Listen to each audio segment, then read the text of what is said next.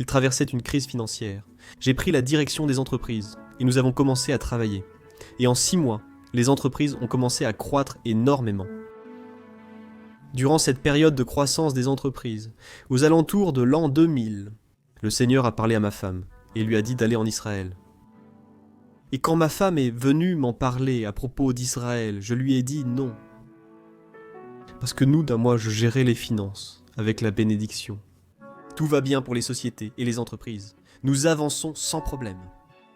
Je lui demandais si ce n'était pas Dieu qui lui parlait. Elle a prié. Mesdames, si vous voulez des résultats avec vos maris, écoutez-les. Elle a dit à Dieu de parler directement à la personne concernée pour la convaincre d'aller en Israël, car elle refusait de le faire elle-même.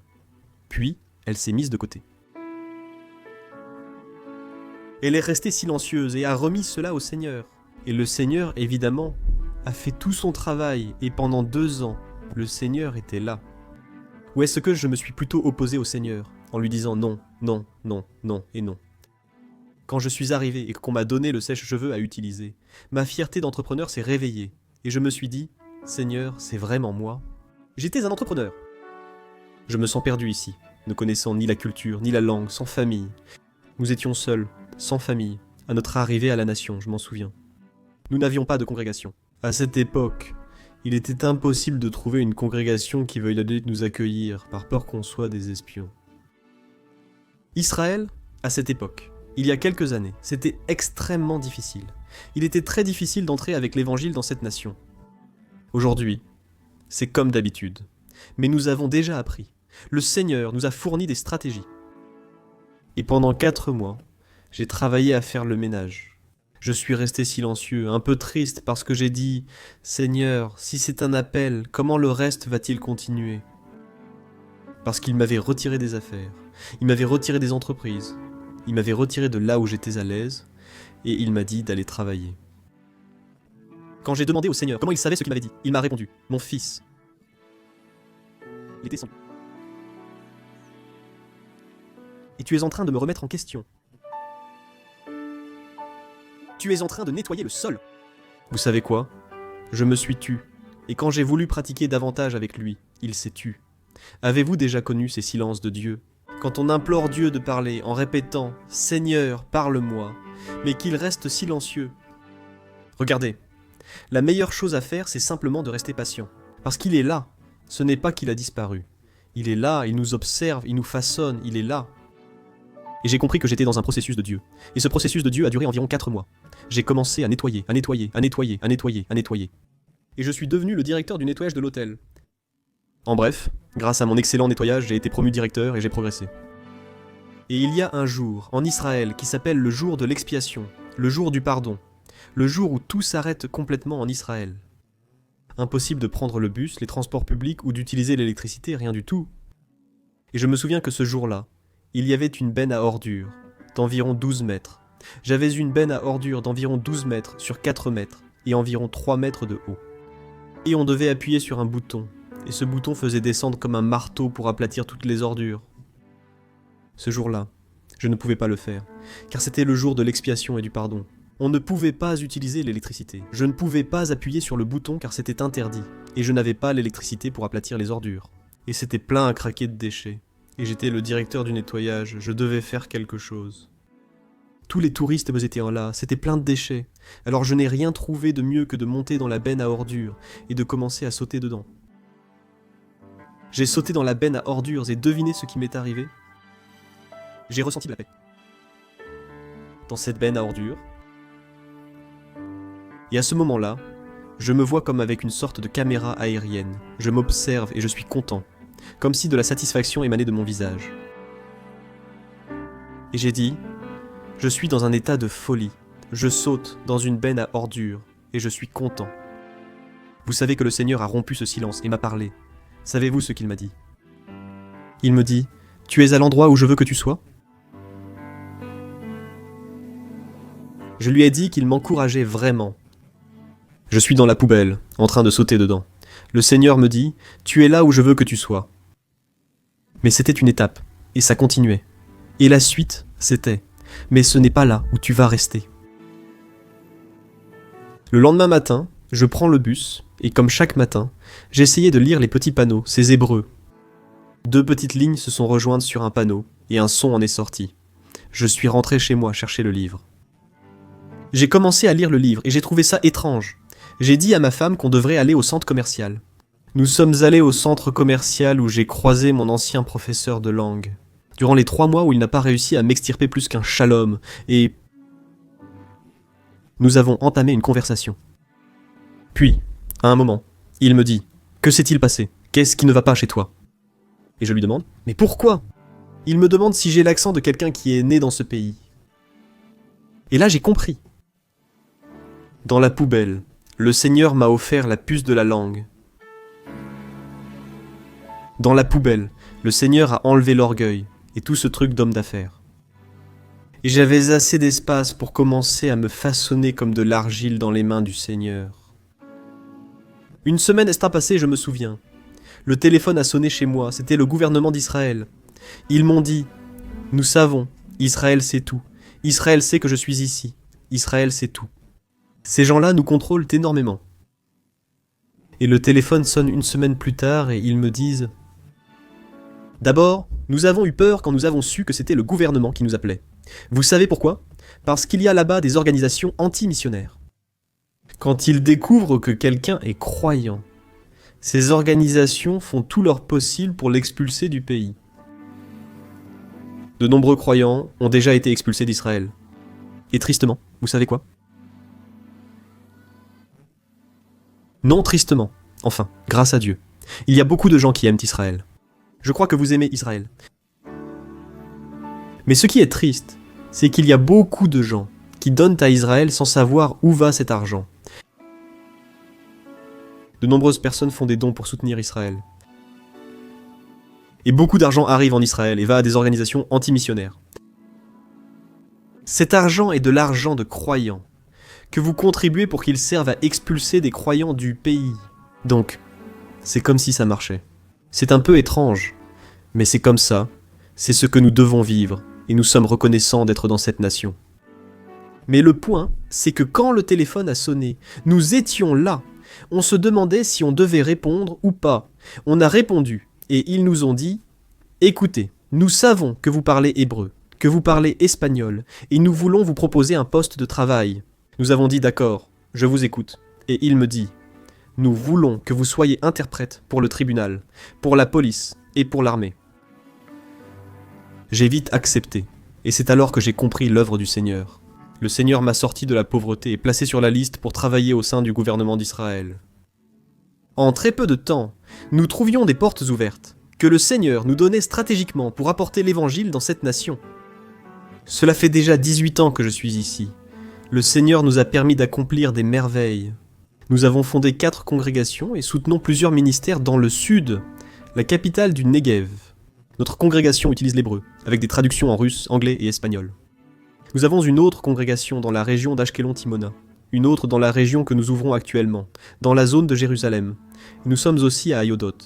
Il y a diverses villes situées là-bas. Regardez, le Seigneur a fait des choses incroyables, incroyables, mais tout le monde sait d'où cela a commencé. Je me souviens d'un bon jour, j'étais chez moi et j'avais compris, là-bas en Argentine, après avoir tant lutté avec le Seigneur. J'ai compris que la foi et l'obéissance vont de pair. On ne peut pas dire qu'on est obéissant sans faire le pas de la foi. On ne peut pas faire le pas de la foi sans obéissance. Alors j'ai compris que la foi et l'obéissance vont de pair, mais ce processus m'a pris 2 ans pour le comprendre ici, dans ma tête. Regardez, personne ne m'a prêché, personne ne m'a dit d'aller recevoir le Seigneur. Pour nous, il était interdit de prononcer le nom de Jésus. Nous ne pouvions pas nous approcher d'aucun endroit où Jésus était, où l'on parlait de Jésus. Rien. Un matin, le Seigneur de manière surnaturelle. Je fais le nécessaire avant d'aller bosser. Et je suis resté très troublé, parce que j'ai dit Yeshua, Yeshua, Yeshua, et je suis resté très troublé. Je me sentais coupable, comme si je trahissais mes ancêtres et mes parents. Quand je rentre chez moi le soir, on me dit « Tu es bizarre ?» Je dis oui. Je ne voulais pas leur parler, ni leur dire ce qui m'était arrivé le matin, que j'avais prononcé le nom interdit. Et quand je leur ai dit, parce que c'était très évident ce qui m'arrivait, vous savez ce qu'ils m'ont dit? Ils m'ont dit qu'une semaine auparavant, ils l'avaient accepté comme leur sauveur, mais ne voulaient pas me le dire. Le Seigneur a agi de manière très spéciale dans notre maison. Il a fait son œuvre lui-même, sans que personne ne nous parle, et c'est ainsi que nous avons fini par travailler dans cette nation. Le Seigneur, à cette époque, nous a permis d'ouvrir différents lieux. Nous avons eu des périodes où nous avons ouvert un café pendant 5 ans. Dans cet endroit, beaucoup ont accepté le Seigneur comme leur sauveur. L'opposition religieuse s'est levée. Ils ont incendié l'endroit à 3 reprises, jusqu'à ce que nous ne puissions plus le maintenir. Le Seigneur nous a donné une autre stratégie. Nous avons ouvert une agence de tourisme et c'est ce que nous faisons aujourd'hui. Nous aidons les étrangers à comprendre un Israël différent, à comprendre un Israël véritable, à pouvoir marcher à travers les Écritures. Nous disons toujours que le Seigneur est le créateur des cieux et de la terre. Il est mort et il a marché. Seulement en Israël, à Jérusalem, il était là, à cet endroit. Et nous disons toujours aux futurs dirigeants qui vont monter sur les prochaines scènes ou qui seront dans les congrégations ou dans l'église elle-même. La porte s'est ouverte en 1948, visitez Israël. Israël vous ouvre la manière de comprendre les Écritures une fois que l'on revient d'Israël. On ne voit plus la petite feuille, celle en noir et blanc.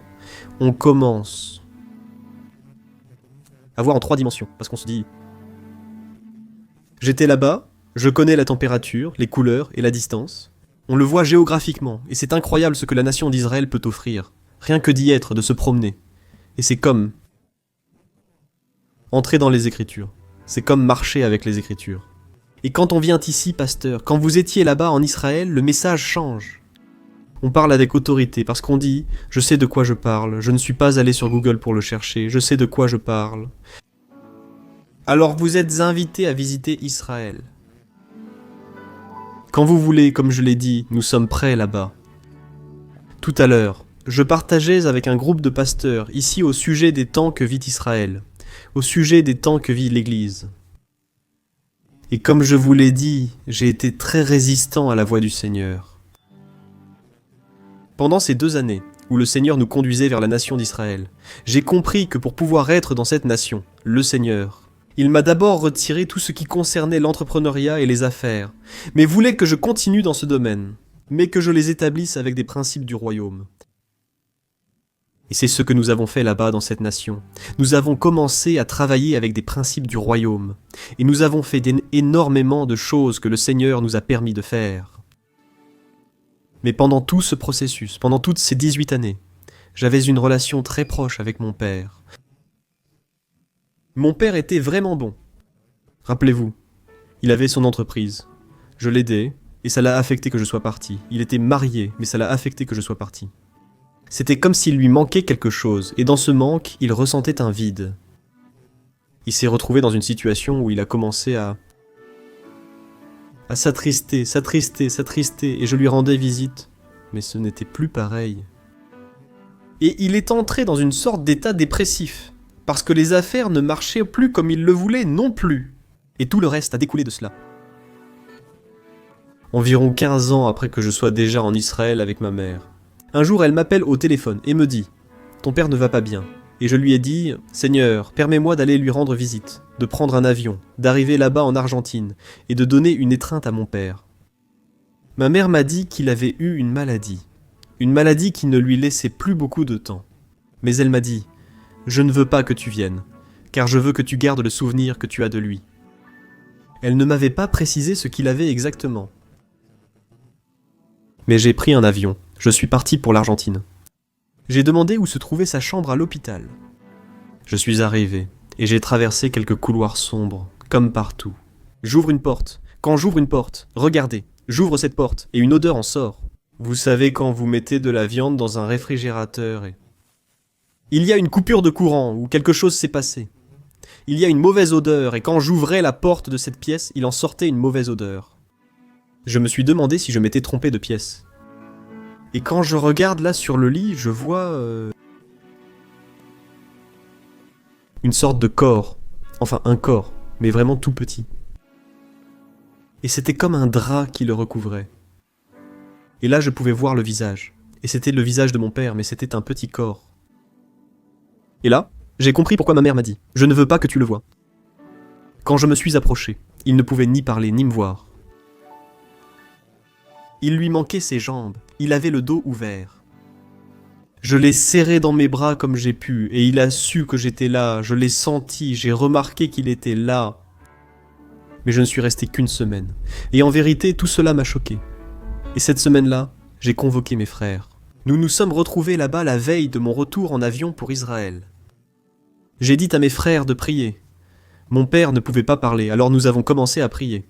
Et vous savez qu'à ce moment-là, pendant que nous prions, la bouche de mon père s'est ouverte et mon père a dit « N'arrêtez pas de le louer, n'arrêtez pas de l'adorer ». Et cela est entré ici dans mes oreilles, c'est arrivé à mon cœur et j'ai dit « C'est la plus grande leçon que mon père m'ait laissée ». De tous les mots qu'il aurait pu m'apprendre, c'est la plus grande leçon qu'il m'ait donnée. Parce que dans un corps où il ne pouvait pas l'utiliser, il disait « N'arrêtez pas de l'adorer, n'arrêtez pas de le louer ». Et il a fermé sa bouche. Je suis rentré chez moi cette semaine en avion. Ma mère m'a appelé pour me dire que mon père était parti. Et je suis allé aux Écritures.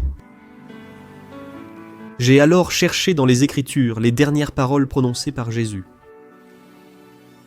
Qu'est-ce qu'il a dit de plus important ? Parce que je me suis mis à réfléchir. Qu'est-ce que je ferais dans une situation pareille ? Que feriez-vous si on vous disait qu'aujourd'hui était votre dernier jour ? Réfléchissez-y. Vous avez jusqu'à 10h du soir. Et si on le sait, savez-vous ce que l'on fait ? Commence à rassembler des informations et essaie de faire le maximum de ce qu'il peut faire. J'imagine ce que je ferais. Je rassemble tous les miens et j'essaie de simplifier la quantité de mots qu'il y a, parce que je veux leur laisser un message important. C'est-à-dire, j'essaierai de raccourcir tous les temps possibles et j'apporterai les derniers mots. Et surtout, je le laisserai là, sachant qu'il me reste. Et je me suis demandé, quelle a été la chose la plus importante que le Seigneur a laissée pour la fin ? J'ai cherché dans Luc, je ne l'ai pas trouvé. J'ai cherché dans Matthieu, je ne l'ai pas trouvé. J'ai cherché dans Marc, je ne l'ai pas trouvé. J'ai cherché dans Jean, je ne l'ai pas trouvé, mais je l'ai trouvé. Dans le livre des Actes, Actes, chapitre 1, il est écrit ainsi. Dans mon premier livre, ô Théophile, j'ai parlé de tout ce que Jésus a commencé de faire et d'enseigner, jusqu'au jour où il a été enlevé, après avoir donné des instructions par le Saint-Esprit aux apôtres qu'il avait choisis, à ceux aussi. Après avoir souffert, il s'est présenté vivant, avec de nombreuses preuves indubitables, leur apparaissant pendant 40 jours et leur parlant du royaume de Dieu, et étant avec eux. Il leur ordonna de rester à Jérusalem et d'attendre la promesse du Père dont il leur avait parlé. Vous avez entendu cela de moi, car Jean a certes baptisé avec de l'eau, mais vous serez baptisés du Saint-Esprit dans peu de jours. Alors, ceux qui s'étaient réunis lui demandèrent en disant « Seigneur, rétabliras-tu le royaume pour Israël en ce temps-ci » Il leur répondit « Il ne vous appartient pas de connaître les temps ou les moments que le Père a fixés de sa propre autorité. Mais vous recevrez une puissance lorsque le Saint-Esprit viendra sur vous. Et vous serez mes témoins à Jérusalem, dans toute la Judée, en Samarie et jusqu'aux extrémités de la terre. » Après avoir dit ces paroles, tandis qu'il le regardait, il fut élevé, et une nuée le reçut et le déroba à leurs yeux. Avez-vous remarqué quelles furent les dernières paroles du Seigneur ? Et vous serez mes témoins à Jérusalem, dans toute la Judée, en Samarie, et jusqu'aux extrémités de la terre. Quand le Seigneur a emmené ma femme et moi en Israël, j'avais en tête, pourquoi aller en Israël, c'est le peuple de Dieu. Ils doivent être à un pas du ciel, ai-je dit, là-bas. Tout doit être super spirituel. Pourquoi irais-je à cet endroit ? Quand nous sommes arrivés, nous avons été surpris de trouver des conflits spirituels énormes. Nous avons trouvé un Israël confus, un peuple confus. C'est une grande famille. Nous nous aimons les uns les autres. Mais dans le monde spirituel, il y a une guerre spirituelle. Paul a dit qu'Israël aujourd'hui est ennemi de l'Évangile. 2000 ans se sont écoulés depuis ce message et il continue de dire la même chose. Israël est ennemi de l'Évangile. Regardez, quand je lis ces derniers mots, ce que le Seigneur a dit, j'ai compris quel était le cœur de Dieu. Et vous serez mes témoins. Et vous vous souvenez un peu de l'histoire, pour ne pas prendre trop de temps. La congrégation à Jérusalem a connu une croissance rapide. Après 2 messages de Pierre, 8000 personnes se sont converties. Sa congrégation comptait 8000 fidèles. Et nous continuons avec l'histoire. Et il nous dit que Jérusalem avait été minée par le message du Seigneur Jésus, et que tout Jérusalem était encerclé. Il commençait à revenir à Dieu, et à revenir à Dieu, et à revenir à Dieu. Jusqu'à ce que le Seigneur dise « Un instant ». Au chapitre 6 à 8 des Actes, nous voyons qu'il est mentionné qu'une grande persécution a eu lieu. Savez-vous pourquoi ? Parce que le peuple s'est installé, il s'est installé à Jérusalem. C'était bien d'écouter le prêche de Pierre. Qui ne souhaiterait pas rejoindre la congrégation où se trouvait Pierre ? Il était avec le Seigneur, partageant, mangeant et dormant à ses côtés. Il est monté dans la même barque, il était là. Pierre a beaucoup de choses à nous raconter. Qui ne voudrait pas être là ? Pierre parlait et le Saint-Esprit venait. La présence à Jérusalem à cette époque était incroyable. Mais ils se sont installés, et le Seigneur a refusé. J'ai dit auparavant que je partais.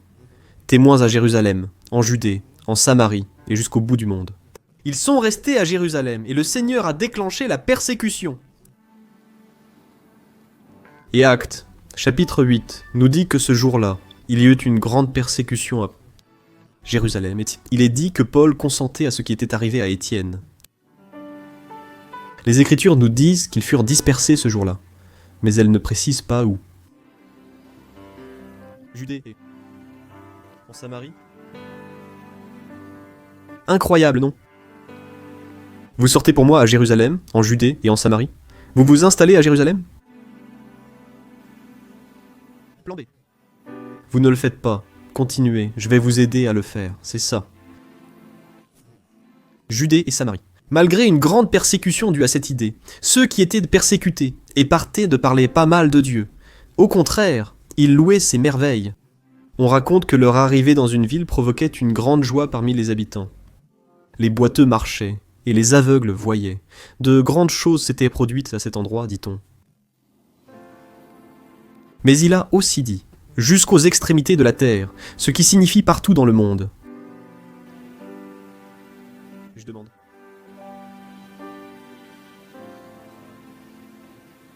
Que se passe-t-il ici ? Sincelejo, Colombie, Argentine, Chili, Bolivie, Paraguay, Pérou. Le message s'est répandu jusqu'aux extrémités de la terre. C'est-à-dire, il y a un programme que le Seigneur a, et qu'il est en train d'accomplir. Nous allons aux Écritures, et le Seigneur est en train de l'accomplir. Savez-vous pourquoi vous êtes ici aujourd'hui ? Pourquoi sommes-nous assis ici aujourd'hui ? Uniquement par la grâce et la miséricorde de Dieu. Mais savez-vous combien ont payé le prix pour que nous soyons ici aujourd'hui ? Je disais dans le cours précédent, le peuple juif, le Seigneur leur a donné des yeux pour qu'ils ne voient pas et pour qu'ils n'entendent pas.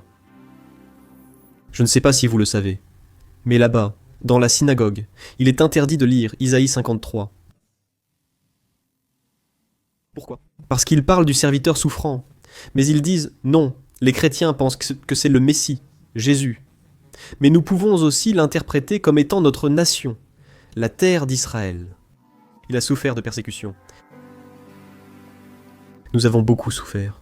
2000 ans, nous avons beaucoup souffert. Alors, comme c'est un chapitre controversé, il n'y a pas beaucoup de clarté, il vaut mieux ne pas le lire. Il est interdit de le lire. Vous me suivez ? Alors, il n'y a pas de lumière ? Mon village ? Il me loue des lèvres, mais son cœur est loin de moi. Et aujourd'hui, vous allez voir le peuple qui est au mur des lamentations et qui prie. Et c'est incroyable parce qu'ils n'ont pas, raison. La révélation du Saint-Esprit leur donne la maîtrise de soi pour se tenir dans le yole, se tenir sous la pluie et prier, et des heures et des heures et des heures. Et nous qui avons la révélation, je ne veux même pas demander combien de temps nous passons en prière.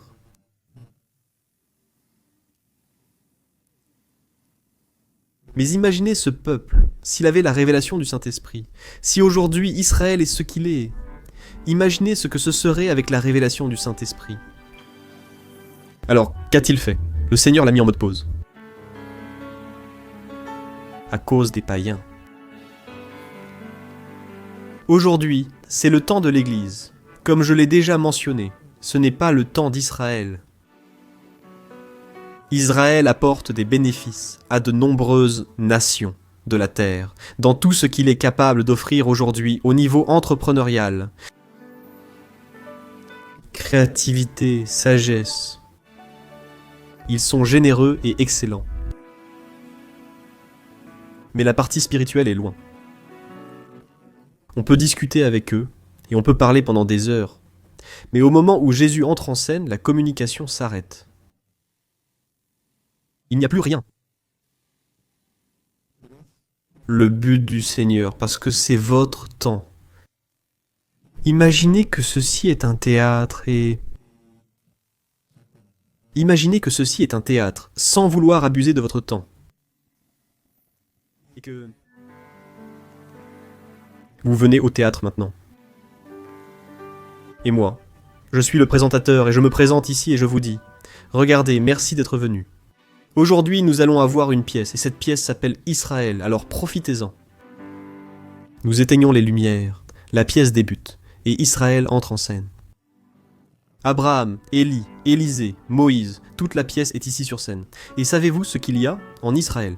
Je ne sais pas si cela se passe ici, mais quand on va au cinéma là-bas, ou au théâtre, il y a toujours un entracte. Ils font une pause. Au cinéma, ils allument toutes les lumières. Allez acheter du popcorn et du Coca-Cola? Le peuple juif sait comment générer de l'argent. Allez, investissez là-bas. Et ils reviennent encore pour continuer avec la deuxième partie. Supposons qu'ici il nous arrive la même chose, nous faisons une pause, le présentateur revient et vous dit « Eh bien regardez, nous allons continuer avec la pièce, mais nous avons eu un contretemps. » Le contretemps, c'est que les acteurs qui devaient continuer la pièce sont restés coincés. Il y a un embouteillage là-bas, un accident, ils ne peuvent pas arriver. Mais ne vous inquiétez pas, car nous avons une pièce alternative, alors profitez-en. L'église et l'église montent sur scène, et l'église fait ici ce qu'elle fait sur scène. Le micro est peut-être plus haut, ou quelqu'un a pu trébucher sur un câble. Mais n'oubliez pas que le théâtre observe l'église qui est sur scène. Vous me suivez? Les gens observent l'église qui est sur scène.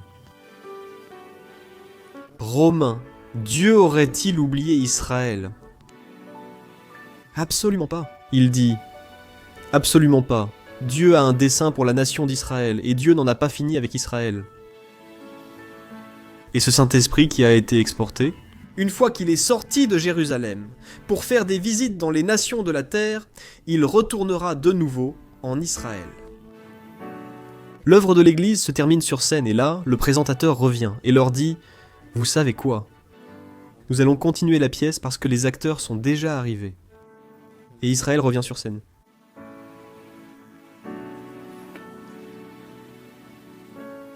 Tout Israël sera sauvé, nous disaient les Écritures.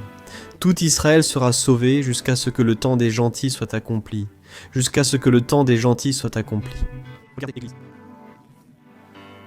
Nous devons comprendre, vous devez comprendre, que vous êtes dans un temps spécial.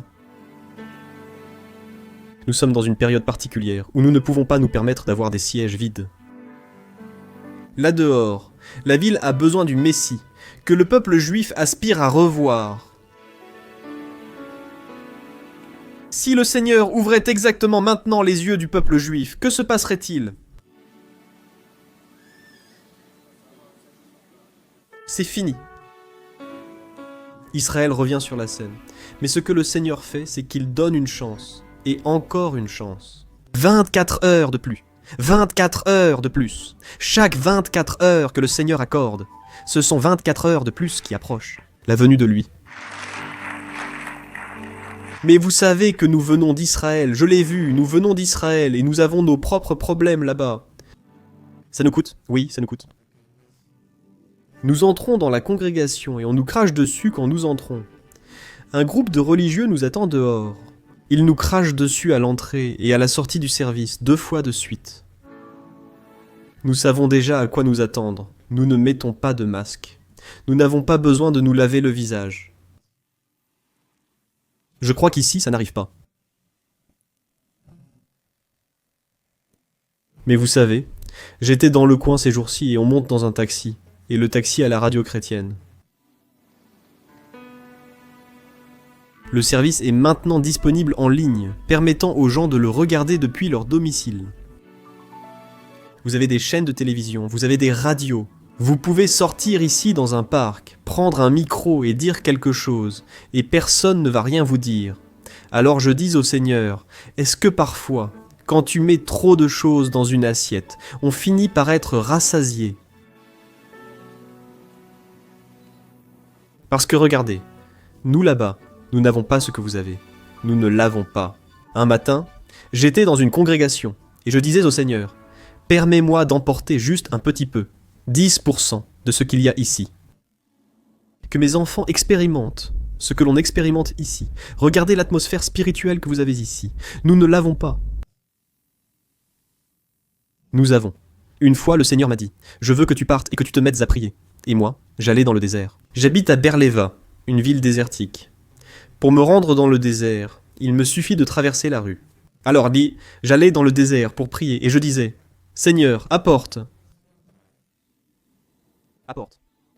Et un jour, le Seigneur ouvre ainsi les yeux spirituels et me permet de voir au-dessus de la ville un nuage noir. Il couvrait la ville d'un nuage noir et il m'ouvre. Je voyais des communications, conversations et prières monter, heurter ce nuage et redescendre, comme les oreilles. Nous sommes confrontés à une forte confusion, à de nombreux débats et à un esprit de perplexité. À deux, il y a 4 ou 5 idées, c'est très difficile. La communication. Là-bas, ce nuage était comme en train de couvrir, alors le Seigneur me dit que ce nuage est là parce que... Non, parce que je ne peux pas la déplacer. La pierre est là, non pas parce que Dieu peut la déplacer, mais parce que c'est le temps d'Israël. Car le Seigneur doit les garder voilés en raison des gentils. Alors, Église, nous venons d'Israël pour vous dire...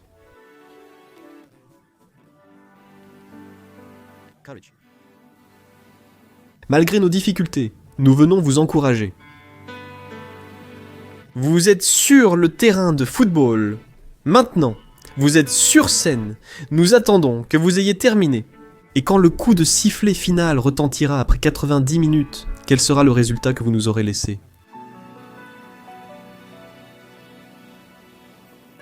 Et tristement, nous sommes en train de nous retrouver. Que l'Église veut copier le peuple juif.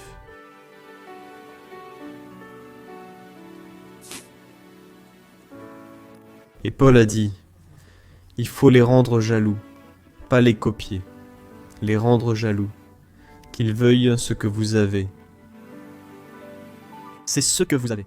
La révélation du Saint-Esprit, un cadeau incroyable vous a été confié.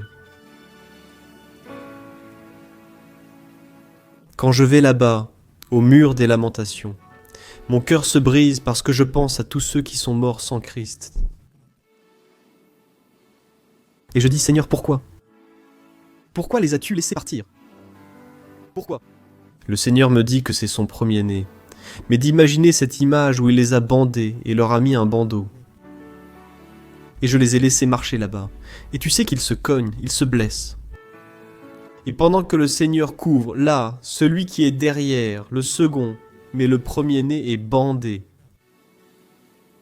Il protège, coiffe, dorlote et prend soin du second. Mais un jour, le Seigneur reviendra et enlèvera le bandage de celui qui a été frappé, blessé et endommagé.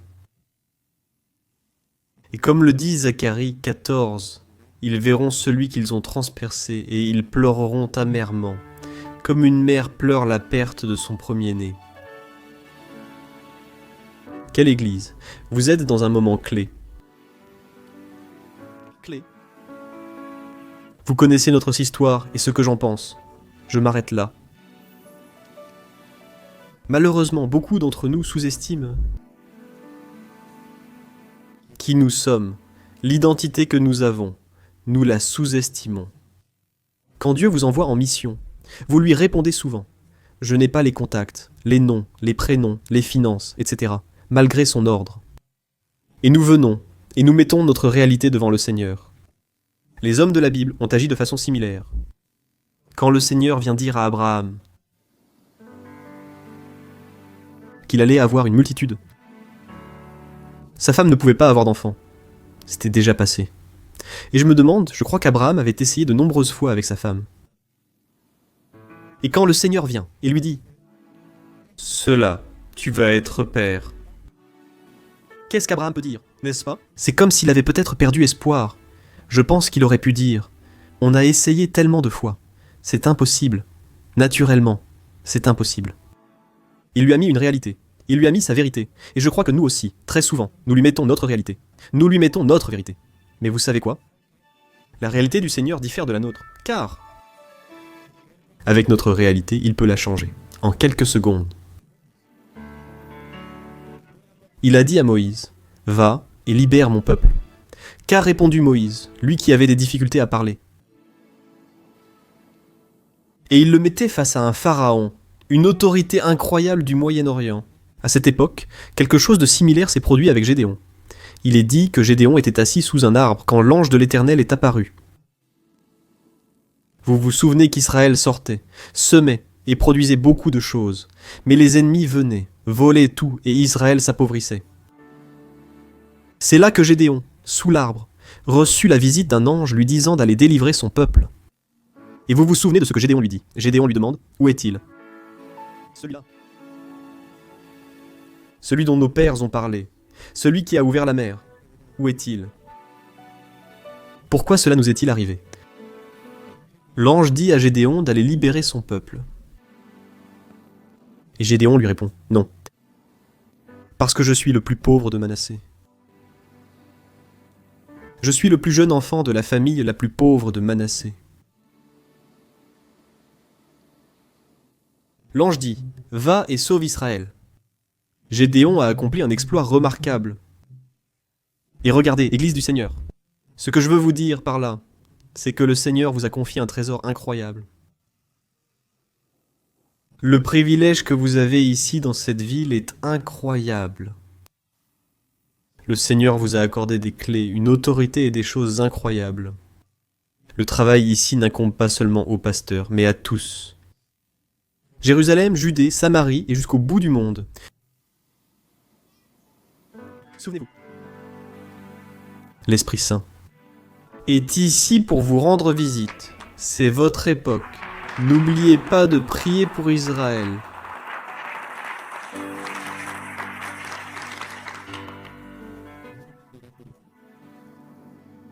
Nous vous laissons ici la nôtre. Nous l'appelons le défi du 1%. Vous savez que les Écritures sont les mêmes hier, les mêmes aujourd'hui, et la Bible dit « Je bénirai ceux qui te béniront, je maudirai ceux qui te maudiront. » Ici, une nation voisine, je ne dirai rien, mais publiquement, Israël a été maudit. De l'endroit d'origine de la malédiction, une maladie est apparue. Priez pour Israël, Dieu n'en a pas fini avec Israël. Regardez le fait que nous soyons ici, que le Seigneur ait utilisé ce temps, ce qui va se passer ici demain. Dieu vous a accordé un don qu'il n'a pas offert aux autres. Faites attention à ce que le Seigneur va faire. Si vous voulez bien vous lever, je vais prier.